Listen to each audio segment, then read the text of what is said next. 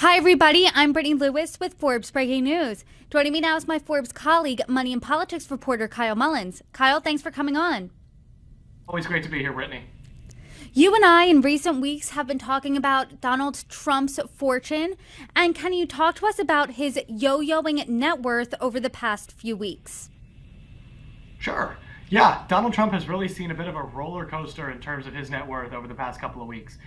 Back in September, Forbes estimated that he was worth about 2.6 billion. That's the estimate that we were using going through March. It's actually probably down a little bit from there.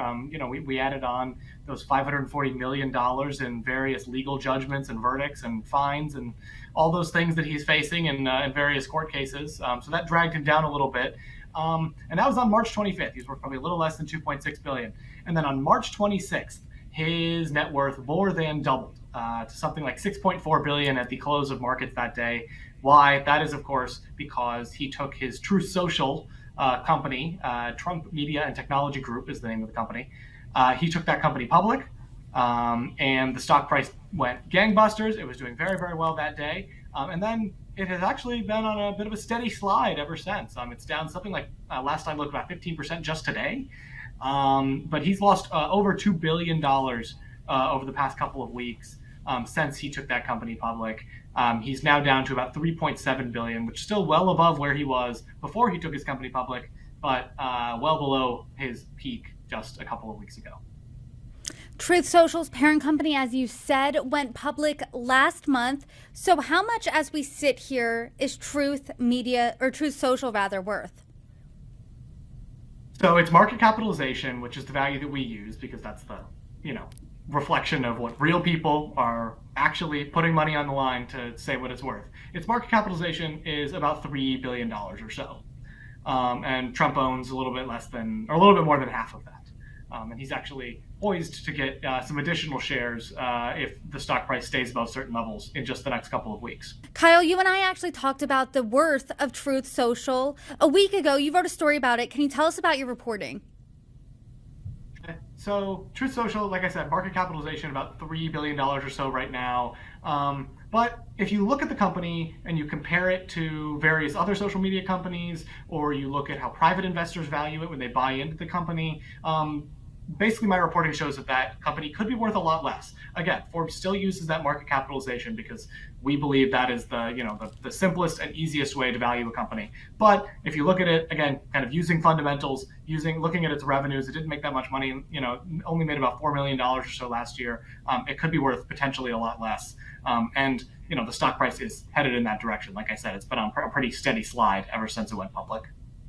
So you're reporting the worth of Truth Social is plunging, but one of Donald Trump's properties is actually bucking that trend. Talk to us about that. Yeah, so Trump's still got this, multi-billion-dollar real estate empire. That's the thing that, his original source of wealth, the thing that made him famous. Putting his name up on all these buildings and by having a real estate empire that spans, across the country. And one of the properties that we talked about, he's got properties that are up and down over the past year. Forbes is still tracking all of that. But the ones that are up, the one that's up the most is his Deral Club in South Florida, and just outside Miami. That club is up over $100 million of value over the past year or so. It's worth over $150 million today. It's doing very, very well. That value largely increased thanks to increased revenue estimates that we got through a combination of public documents, public disclosures, that kind of thing. And so we really upped our estimation of how much that club is worth. So get into the financials a little bit for us. Walk us through the financial history of Deral. Organization bought Deral for about $150 million. They bought it out of bankruptcy in 2012. This is post, the real estate collapse, post the housing crisis. Florida's real estate market was not doing well at the time, so they got it for probably what seems like a bargain.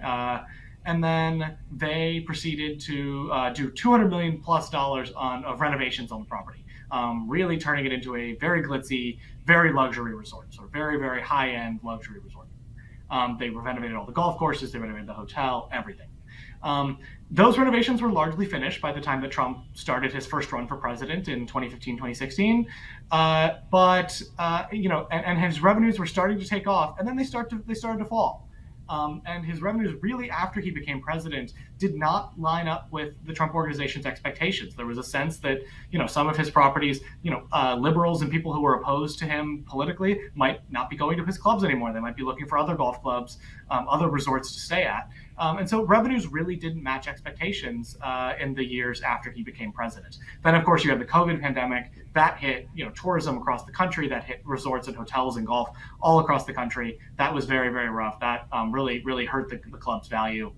And then post-pandemic, you've had a number of factors that have really helped the club boom.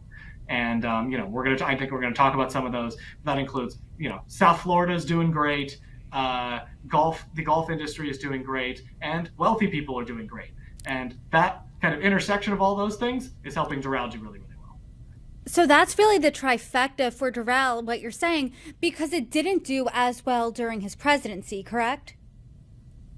That's right, yeah. So we estimate that the club's revenues were between $70 and $80 million during his presidency, which is well below where they're at now, and well below what the Trump organization was expecting once they finished all those renovations in 2014, 2015.